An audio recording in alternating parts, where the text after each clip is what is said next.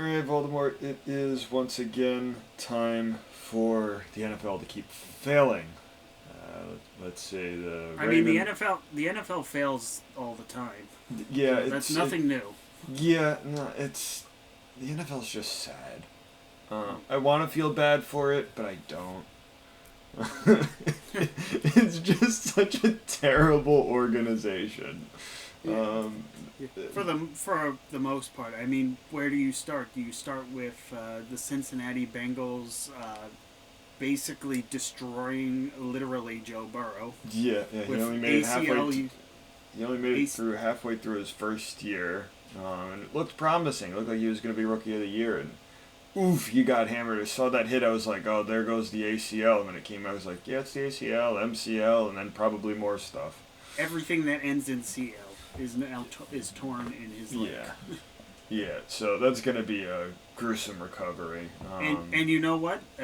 I'm not. No one is surprised because if you looked at all the games before, Joe Burrow was taking hits left and right. That Bengals defense was as good as Swiss cheese holding anything. Yeah, that offensive line was no good. It was only a matter of time before this happened. I didn't think it would be this devastating. Yeah, I mean, I'm glad it's not as to the extent of what Alex Smith suffered several years ago, and he's making a comeback now. And you want to know the irony of that was against the Redskins, and Alex Smith got his first win since coming back in the game because Joe Burrow got ripped apart. Yeah, that's kind of messed up. Yeah, literally, his knee is messed up. Oh, that's no. You're losing points on that one. Or how about we talk about what has been effectively known as tank division in the NFL, where you've got a whole bunch of crap going there.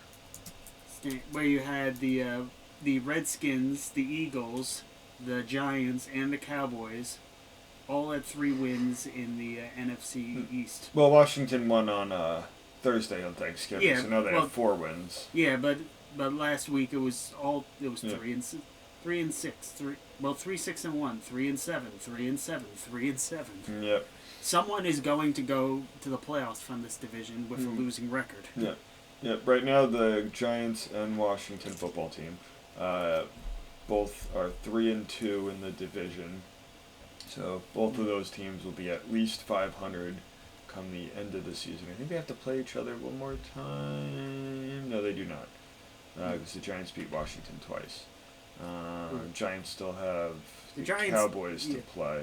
Yeah, the Giants, though, they do not deserve to be anywhere near the playoffs. Granted, none of these teams do. No. Ezekiel Elliott looks like a piece of trash. Andy Dalton still hasn't recovered from that concussion. He just doesn't look right. I mean, some players don't come back. We saw that with Clint Frazier, the Yankees. He crashed into the wall. He was a little hesitant, wasn't really sure. That's just standing in the outfield.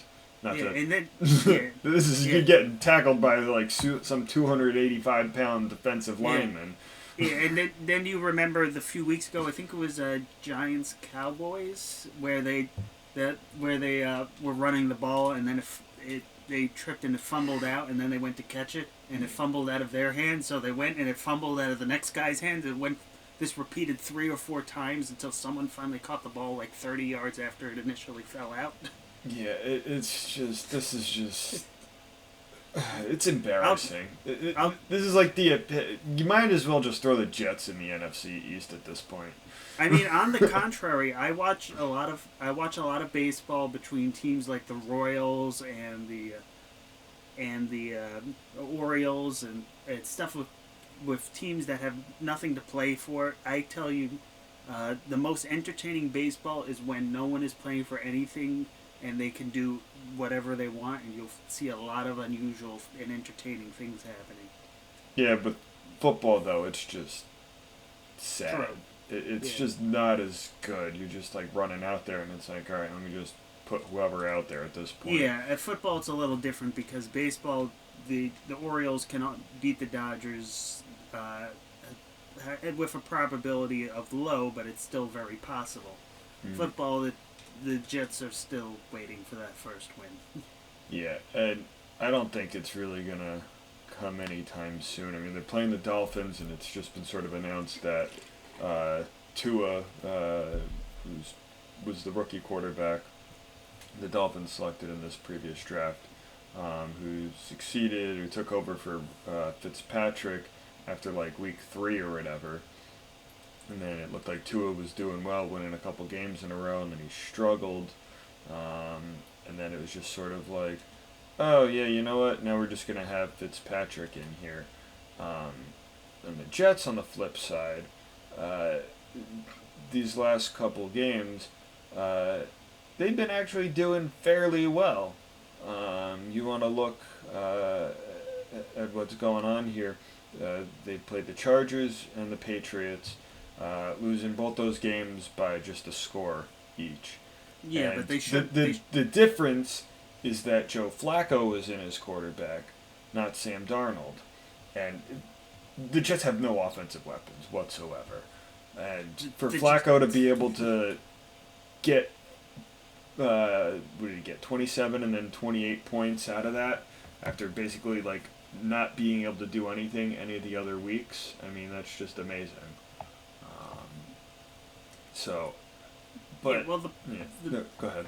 the problem is you lost against the Chargers. The only reason the Chargers are close is because the Chargers have lost leads late this entire season. They almost did that again. Yeah, but they hung on this time. Yeah. That the Chargers' way is to basically mimic what the Hawks do, only with even less aspirations for the season. And then as for for Tampa Bay, as for the Patriots are an enigmatic team. That some days they look like they're doing fine without Tom Brady, and then the next they look like they're just completely lost. hopeless. Yeah, They're probably going to finish around 500, I'd imagine. Yeah, I mean, this is just. I still don't know how the Jets are going to finish this season because I don't think that they're going to beat the Dolphins. Depending on which Raiders team shows up, I mean, the Raiders came in and had 2 tough games against probably the favorited team to win the Super Bowl, the Chiefs, went back to back, gave that team a real good run for their money twice, beating them once the first time. Then they got to play the Seahawks, which Russell Wilson should just easily like destroy and shred that secondary. The Rams are looking good. Browns, maybe, depending on which Browns team shows up, and then same thing about the Patriots and Foxborough to end the season, but it's not looking good for the Jets because the Jaguars don't really have that much of a better rest of the season to go. They got the Browns, the Vikings, Titans, Ravens, Bears, Colts. That's a bit of an actually that might be an easier schedule, but Jaguars are just as hapless and hopeless. And I would say if you want to look for a win, either the Seahawks, mainly because they have a paper-thin offensive line at times. Yeah. And the Jets lost everyone on their defensive line. But yeah, and then you might have to wait all the way to week 17 with the Patriots. Yeah. That is if they even play, or if COVID says we're only going to play the games that matter. Speaking of football, yeah, well, the Steelers and Ravens, that game was supposed to be the only highlight of Thanksgiving night. The other 2 games are just blowouts. Texans winning their game and the Washington football team winning their game, both scoring 41 points. Props to Deshaun Watson on that big win. He's putting up big stats, and he's finally getting another win to add to his resume, because this year has just not been good in his win-loss column. But stats overall-wise, Deshaun Watson, A+. But so the Steelers and Ravens, Steelers were supposed to host the Ravens, and that just didn't happen because as the early part of the week was coming along, Ravens players were testing positive, coaches and staff were testing positive, and then they're like, I don't think we can play Thursday, and Steelers players weren't happy about that, and they pushed it to Sunday, and then more Ravens players tested positive, like Lamar Jackson, their starting quarterback / running back. Uh, and then now it's coming out some of the Steeler players are either in isolation for coming into contact with someone, or some players have tested positive. So people were hating on the Steelers because the Steelers were hating on the Ravens, but now they're like, oh well, see what you get, Steelers, and it's just sort of like, all right, like it's not as full blown as what the Ravens have. I mean, the other week the 49ers had like 14 players or something on the COVID list.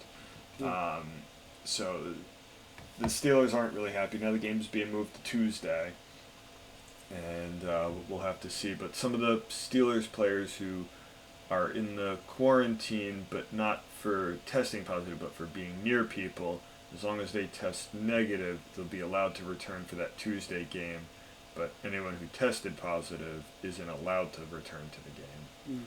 But it's not just this game that the Broncos had to close their training facility. The Browns. I think everyone for Monday and Tuesday have to do that for the NFL. Yeah, and can we talk about how the NFL has completely botched this entire process up? Remember back in August, and we were talking about baseball with the Marlins and the Cardinals having multiple cases and being out for weeks, and we were saying that, oh, the MLB has to shut down. Their method of playing in this pandemic isn't working. The NFL has basically supersized what baseball is doing, and they're doing far, far worse at this. And no one's really talking about the NFL has botched this up as much as they have. Like, this is awful. Remember when the Tennessee Titans were caught breaking their COVID protocol in their training camp, and they said, oh, there's going to be big punishments. There are going to be fines, draft pick suspensions, all that. Nothing. Yeah, it was like $100,000 or something. Yeah, they were given a slap on the. They were given a slap on the wrist, and then said, all right, keep on playing. And if baseball did that at the time, they would have been calling for the sport to be hanged by the bat. Oh yeah, definitely. This is just something that football has just become. It's basically overtaken baseball as America's pastime. Just it long has. Just because it's been sort of like easier to just like watch a guy throw the ball down the field and be like, whoa, he caught it, compared to baseball where it's just sort of like throw the ball, swing and miss, whatever. It's action. That's why arguably the NBA has overtaken baseball in popularity as well, and relegated the national pastime to third best. Yeah. Well, and also, not to be too political, bros, but baseball's, I believe, a little less diverse than basketball and football. It is and it isn't at the same time, because, well, yet for American diversity, yes, the MLB only has 8% African American at this point, which is the lowest it's been since I think 1960. At the same time, they have 22% of players are from Latin or South America. You have a ever-growing contingency of Japanese and Korean and Taiwanese players.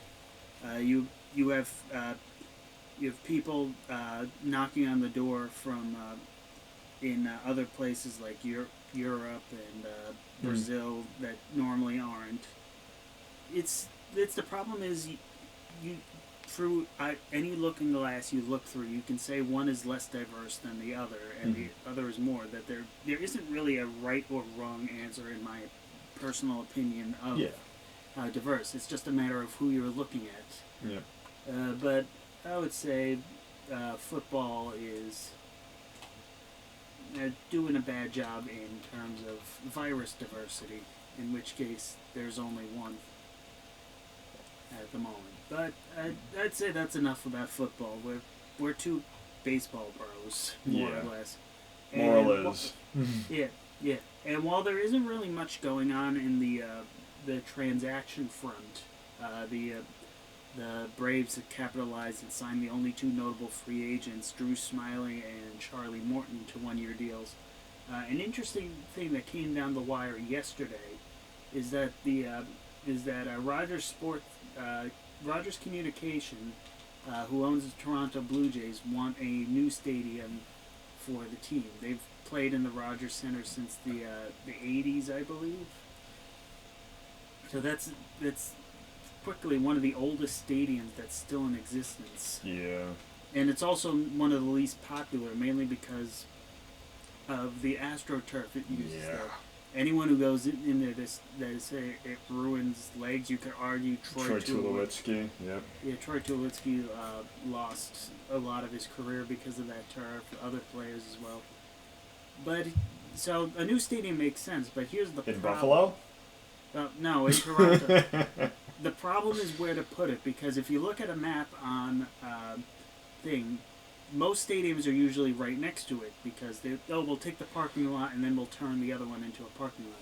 The problem is, on all sides, the Rogers Center is boxed in. To the north, there is the rail line into Union Station in downtown. To the south, it's the Gardner Expressway and Lake Ontario. To the east, it's both the CN Tower and the old Roundhouse Park with the Toronto Railway Museum and the Aquarium of Canada. So can't put it there. And to the west, it's condos. So what they want to do is to basically knock down the Rogers Center and then build right on the site of the Rogers Center for the new stadium. That would be a multi-year process that would see the Blue Jays once again being homeless, whether in Buffalo or somewhere else, for multiple seasons. Now, not to bring up two political bros again, but does Canada really need a new baseball stadium at this moment for the Toronto Blue Jays when we have a pandemic going along? Like, don't you think that money could be spent a little bit more wise? Probably, and I would say the Rogers Center, for its age, actually the turf notwithstanding, holds up rather well in my opinion. It's a nice stadium. It's all indoors. That the only real problem it had was when the ice fell off the CN Tower and pierced the roof, which would happen.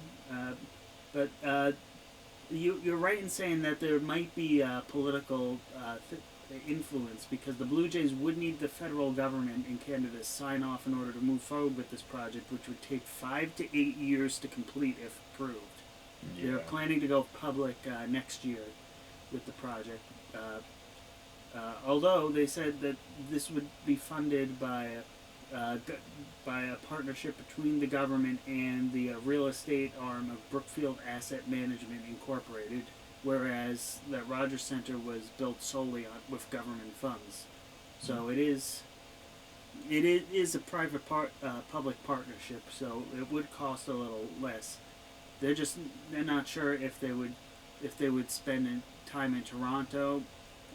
They'd make a temporary stadium in Toronto. They'd go to Buffalo, maybe go to Montreal and play in the old Olympic Stadium, where the Expos had for a few years. There's stuff that's not that clear at the moment, that we just don't know. It's early in the process, and we also know that this could go nowhere. Like with the Arizona Diamondbacks at the beginning of the year, they were howling at the city of Phoenix that they wanted a new stadium. They were shopping in Las Vegas for a potential new home, and then the pandemic hit, and they said, this is not the time to move. Yeah. So at least it's starting the process that you're saying, all right, probably in the next decade or so, the Rogers Center is going to be made obsolete. Yeah, I'm looking at Google Maps here, not sponsored. It looks like there's like some nice marshlands over to the west a little bit. Maybe a nice little dog park. Yeah, they said that that Plan B is to develop on the waterfront. I would say probably either where Coronation Park, around Coronation Park and the Ontario Place Corp, by where there's a lot of entertainment spots, or to the east where there's a sugar plant and some parking lots that could easily be bulldozed over. No, what they gotta do is they gotta build it on the Hyde Park Zoo. Let the animals loose when you win games. Woo! Oh God, that only works. You hit a home run. You jump in the stands and you're like, "Hey, yo, I'm hanging with the parrots and the baboons." Oh God. The baboons get the home run. They're smacking their rainbow butts. Woo! Oh jeez. Yeah. Yeah, well, that's one thing. And yeah.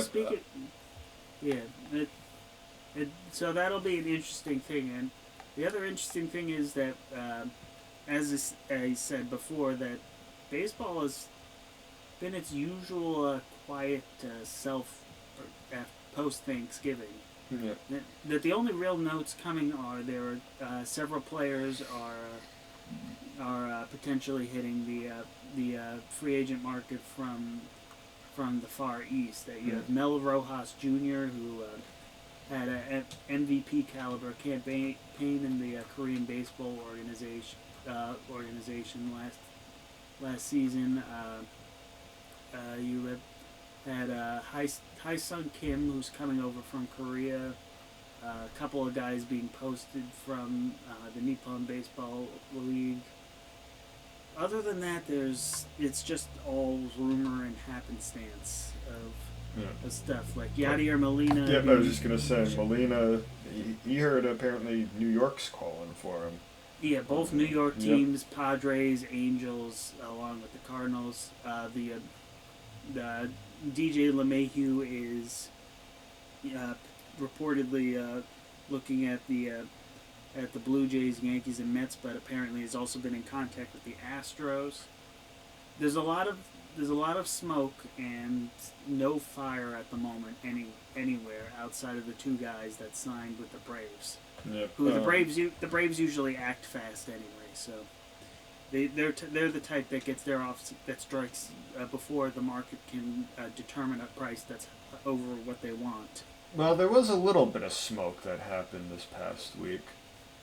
That happened in Mexico with Randy Arozarena. Oh yeah. So apparently he's been released by the Mexican authorities. So what it is that I would assume there is some sort of estrangement between him and his wife. Yep. And he got into a domestic dispute and tried to kidnap his daughter. So he's and then apparently he assaulted his. I'm gonna say it's not his wife, but her father. Girlfriend. There's something. His baby's mama's father. Yeah.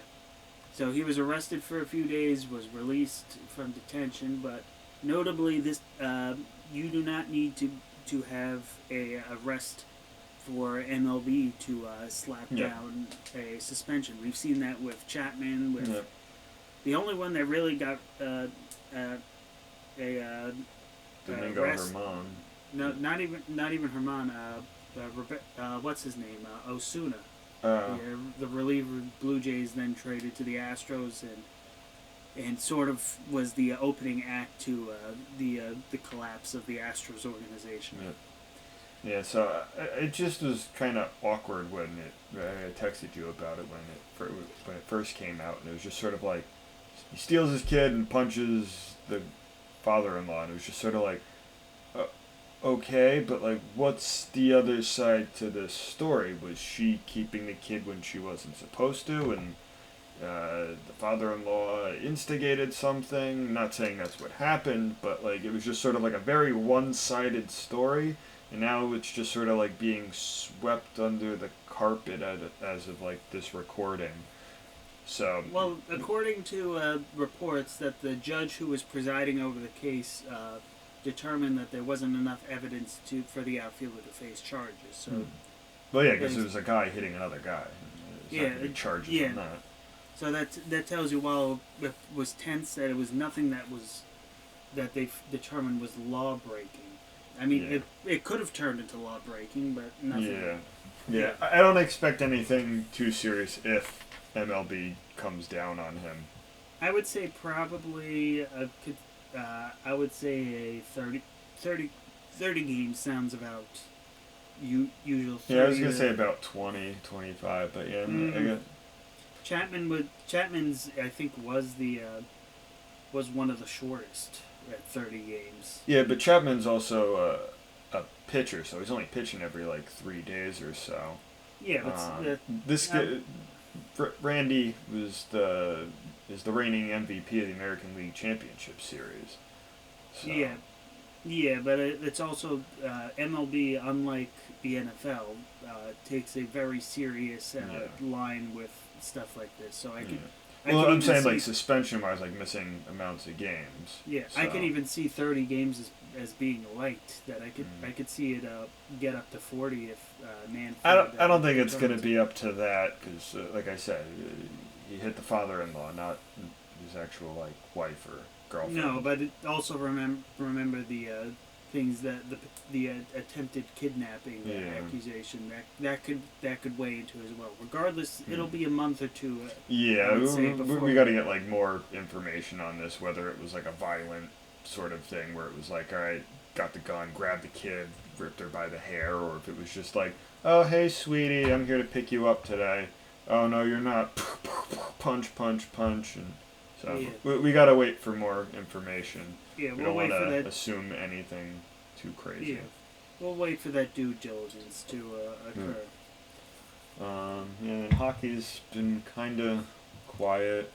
Hockey actually, it's too quiet for its own good. That as of this time, and the NHL has not said when it is starting up its next season. It was trying to go for a January 5th starting date, but if they want to make that, they really need to hammer out an agreement in the next week or two, and that is what's holding this up. Like with baseball over the summer, it is the players and the players union and the league staring down each other. Well, when they were going to the bubble, there was like a lot of talk about the escrow and beans. The escargot and all that. Pierre Escargot. Yeah, but it's the problem of that now with this being much longer than anyone thought would occur, that the owners are once again asking for more cuts, and the players are saying no, we already sacrificed. Yeah. I mean, considering what the NHL players are paid compared to everybody else, I don't think they really need to take any more cuts. No, the NHL is there. While the NHL has gotten bigger, that it is no way as big as and the equipment you need for hockey is way more expensive than the other sports. Yeah, and I would say more prone to injury just because, well, they punch each other a lot. Yeah, but they also stay in and they don't really care. Yeah. Torn MCL, broken ankles. Nah, I'm fine. This is for the Stanley Cup. Dude, your arm's like slacking out of its socket. Nah, I'm fine. Tis but a flesh wound. Tis but a scratch. It's a flesh wound. Let's just call it a draw. One thing that is a couple things that have been noted. That NHL is considering a taxi squad similar to what MLB did to reduce players being shuffled between the training complex and the big squad. Other than that, it's because they're still trying to discuss whether they're just gonna like realign the conferences and that's so everything's like way too up in the air, and it's like nothing's like really happening. So I don't think we're gonna see hockey until at least MLK. I would say this middle into January. Yeah, maybe 60 games at best. And then probably expanded playoffs again. Yeah, they're considering a radical realignment that groups up the Canadian and American teams as separate divisions, so that they basically punt the issue of cross-border play until the playoffs, when hopefully they allow that. And then we'll laugh when all the Canadian teams are nice and healthy and the American teams aren't. Yeah. But at the moment, the heads of the NHL and Players Association, as of Thanksgiving, had not spoken directly in over a week.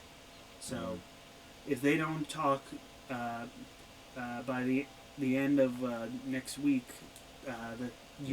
it's going to definitely be MLK, and so they're losing that like with baseball, they're losing that precious running air, where football is ending and they could do it now.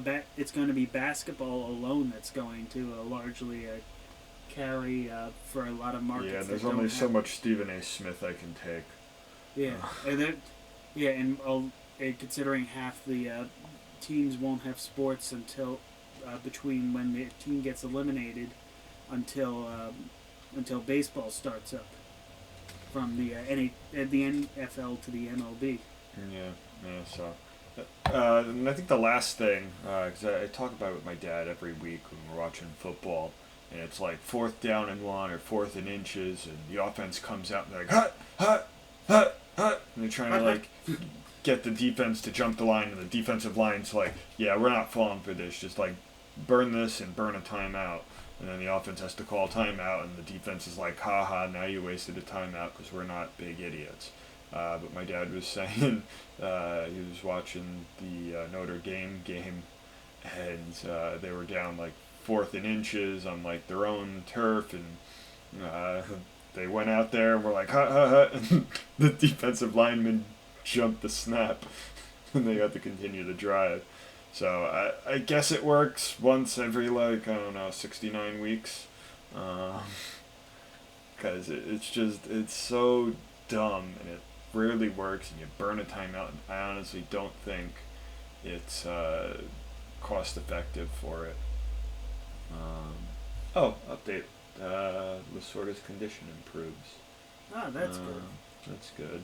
I still have his baseball card. Well, it's not on my desk thingy anymore. It's on my dresser because I moved around stuff in my room. But yeah, I got a Tommy Lasorda baseball card. Because my dad used to keep one in his baseball hat when he was coaching. So yeah, all right, good for Tommy Lasorda. If you're getting worried. And then White Sox to host Yankees in Field of Dreams, I believe. Again. Yeah, so in the middle of Iowa. Yeah, but other than that, it's another quiet week in for sports. Yeah, we're only a half hour. We're not a full hour this time. Yeah, but we don't have anything to really pad it this time. Yeah, so because I only just started playing Out of the Park 21, so I guess we can talk more about that next time. Yeah, if we don't have anything else. Yeah, hopefully some stuff moves around, but until then, Joe, it has been a pleasure as always. All right, Greg, thank you for joining me and me joining you. Don't join me at the hip. We're like brothers, but closer. SpongeBob reference. Anyway, wash your hands. Wear masks, stay safe, all that stuff. Yada, yada, yada. All right. Bye.